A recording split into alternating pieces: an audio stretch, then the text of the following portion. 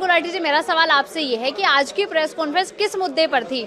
Mayor Gaurav Goyal के इस्तीफे को लेकर थी, या जिस तरह से प्रदीप बत्रा जी के बारे में जो नगर विधायक की बातें करी जा रही थी वो साफ साफ तौर पर जाहिर करते हैं कि आज की प्रेस कॉन्फ्रेंस की नहीं गई के रूप में कार्य करने वाले श्रीमान अमित अग्रवाल जी वर्तमान में भारतीय जनता पार्टी के नगर महामंत्री। लगातार उन्होंने कहा है कि यही कारण रहा कि बोर्ड के अंदर झगड़े परेशान होते रहे और जिसके अंदर दर्द होता है वो दर्द दिया करता है, दर्द दियादी किसको करना चाहिए।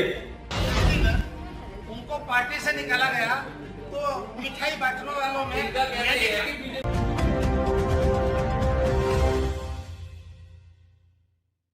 अभी तक आप आरोप प्रत्यारोप का दौर और इधर से उधर कुछ शिफ्टिंग जो देखा करते थे वो खानपुर वर्तमान विधायक और निवर्तमान विधायक के बीच देखा करते थे, लेकिन अब ऐसा लगता है कि खानपुर से शिफ्ट होकर ये रुड़की में भी देखने को मिल रहा है। और रुड़की में दिखने का कारण आप सभी जानते हैं, मेयर गौरव गोयल का इस्तीफा दे देना। वही आरोप प्रत्यारोप का सिलसिला जारी है कि आज इस पर्टिकुलर समाज ने उनके लिए प्रेस कॉन्फ्रेंस करी है और इस पर्टिकुलर समाज ने उनके लिए प्रेस कॉन्फ्रेंस करी है। आज भी व्यापारियों की प्रेस कॉन्फ्रेंस यहाँ पर थी, जिसमें आप मेरे चारों तरफ देख सकते हैं। और एक बार अमन जी जरा दिखाइए कि वही आरोप प्रत्यारोप का दौर लगातार चल रहा है। आज समझ में हमें नहीं आया कि बीजेपी की तरफ से प्रेस कॉन्फ्रेंस थी या किसी एक पर्टिकुलर मुद्दे को लेकर प्रेस कॉन्फ्रेंस थी या मेयर के इस्तीफे देने को प्रेस कॉन्फ्रेंस थी, क्योंकि बातें इस तरह की कही गई थी। अभी हम जितने भी लोगों ने प्रेस कॉन्फ्रेंस करी है वो पार्षदगण भी उनमें मौजूद हो या व्यापारी भी मौजूद हो। अब उनसे बातचीत करेंगे और जानने का प्रयास करेंगे कि आरोप प्रत्यारोप का सिलसिला कब तक जारी रहेगा। नवीन गुलाटी जी मेरे साथ मौजूद हैं और नवीन गुलाटी जी जब संबोधन कर रहे थे तो बता रहे थे कि भारतीय जनता पार्टी इस तरह से कार्य करती है और प्रदीप बत्रा के कार्यों के बारे में भी उन्होंने ज्यादातर बातें कही। अब नवीन गुलाटी जी, मेरा सवाल आपसे ये है कि आज की प्रेस कॉन्फ्रेंस किस मुद्दे पर थी? मेयर गौरव गोयल के इस्तीफे को लेकर थी, या जिस तरह से प्रदीप बत्रा जी के बारे में जो नगर विधायक की बातें करी जा रही थी वो साफ साफ तौर पर जाहिर करते हैं कि आज की प्रेस कॉन्फ्रेंस की नहीं गई, कराई गई है?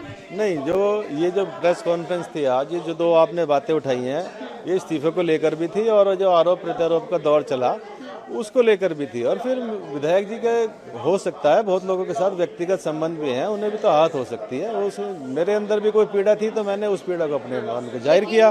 प्रदीप बत्रा जी के कार्य को जिस तरह से आप बता रहे थे तो उससे साफ साफ जाहिर होता है कि कहीं ना कहीं तो पीछे हाथ प्रदीप बत्रा जी का, क्योंकि लगातार प्रेस कॉन्फ्रेंस चल रही है इधर से उधर और इधर से इधर। देखिए, बत्रा जी के बारे में मैंने इसलिए इतना विश्वास से बताया क्योंकि मैं पहले दिन से जब वो चेयरमैन बने उस दिन से मैं उनके साथ हूँ।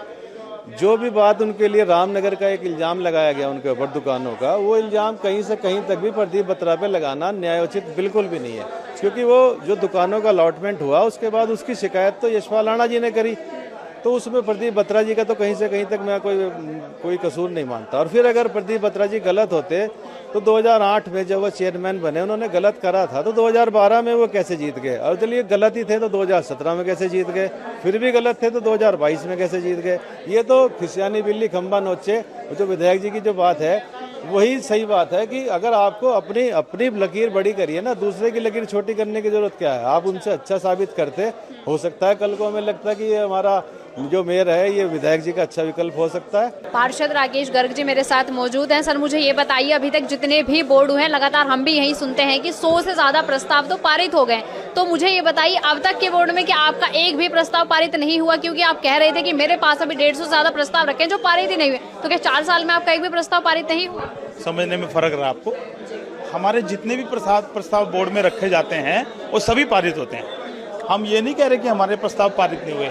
हमने जितने भी 20-25 प्रस्ताव एक समय में देते हैं हम लोग, सभी पारित होते हैं और सभी पे कार्य नहीं हो पाया, ये हम लोग कह रहे हैं। प्रेस कॉन्फ्रेंस में सबसे ज्यादा एक ही शब्द यूज हुआ है रुड़की की जनता के लिए मेयर के इस्तीफे के बाद, और वो शब्द है ठगना।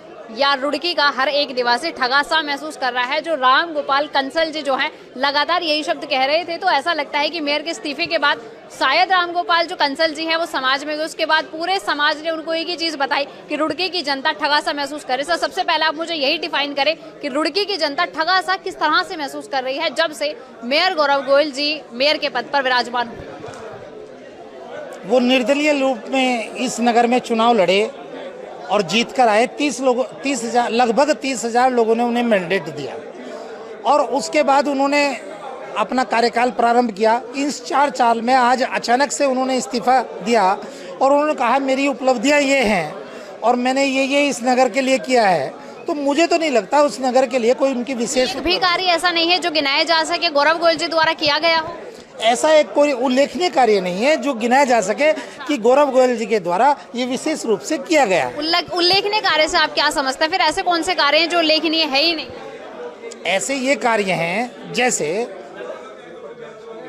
इस नगर में पानी निकास की एक समस्या है, पानी यहाँ भरता है।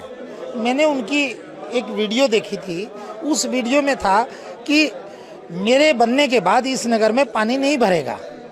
इस वर्ष को अगर छोड़ दें, जो उन्होंने कहा कि भाई इस वर्ष नाला सफाई गैंग लेट हुआ, पर 3 वर्ष तो राइट टाइम रहा। क्यों जी इस वर्ष अतिवृष्टि हुई तो क्यों भर गया पानी? ऐसी व्यवस्थाएं क्यों नहीं हुई? क्या कार्य किया गया?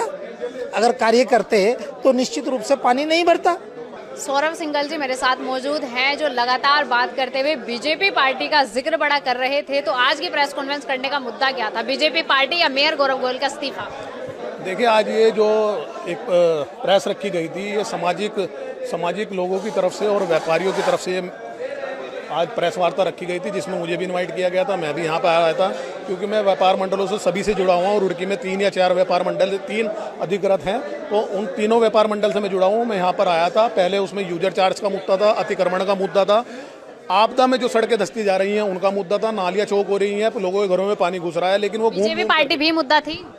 नहीं, भारतीय जनता पार्टी से तो हमें ही सब, लेकिन वो आज यहाँ पर कोई मुद्दा नहीं थी। वो आज उसके बाद भी आपके द्वारा कहा गया, राज्य स्तर पर अगर हम बीजेपी पार्टी को देखें कि उनकी नीतियों से सौरभ सिंघल जी हमें बड़े ही प्रभावित लगते हैं। आप कह रहे थे कि बीजेपी पार्टी इस तरह से कार्य करती है। मेयर गौरव गोयल जी निर्दलीय चुनाव जीते, उससे पहले वो बीजेपी पार्टी में थे, लेकिन चुनाव जीतने के बाद उन्होंने बीजेपी पार्टी ज्वाइन कर ली। उसके बाद सर बीजेपी पार्टी में ऐसी क्या खराबी आ गई कि आपने बताया कि जब से मेयर गौरव गोयल जी चुनाव जीत कर आए हैं ऐसा कोई कार्य ही नहीं और इस तरह की चीजें आपके द्वारा की गई, उसके बाद बीजेपी पार्टी में कहाँ से खराबी आ गई?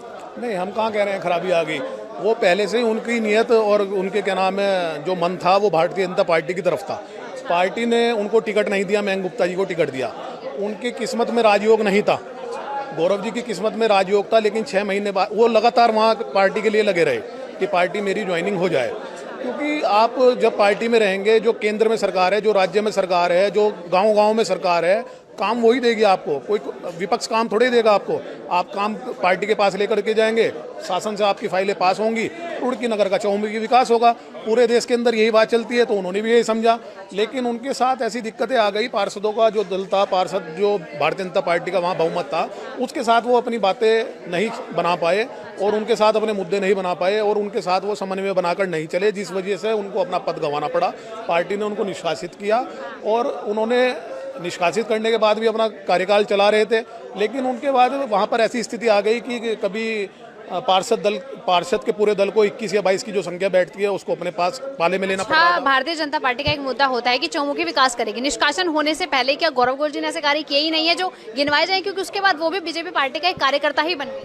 नहीं, पार्टी ने पूरे चौमुखी विकास किए। आप आज भी देख सकते हैं, निशंक जी ने हजारों करोड़ रुपए के आज काम पास कर। गौरव गोयल जी के कार्यों की बात कर रहे हैं? मैं भारतीय जनता पार्टी की बात कर रहा हूँ। लेकिन मुद्दा आज गौरव गोयल जी का इस्तीफा था ना। आपने पार्टी की बात पूछी है ना मेरे से, पूछा कि आपने भारतीय जनता पार्टी के बारे में बात कही, लेकिन निष्कासित होने से पहले गौरव गोयल जी भारतीय जनता पार्टी के एक कार्यकर्ता थे, मेयर के पद के रूप में। तो मैं वही पूछूंगी, उसके उनके द्वारा कोई कार्य ऐसा किया ही नहीं गया है भारतीय जनता पार्टी के एक कार्यकर्ता पद पर होने के नाते? देखिए, कहीं ना कहीं कमियां रही होंगी, जब भी उनका समन्वय पार्षदों के साथ नहीं बन पाया।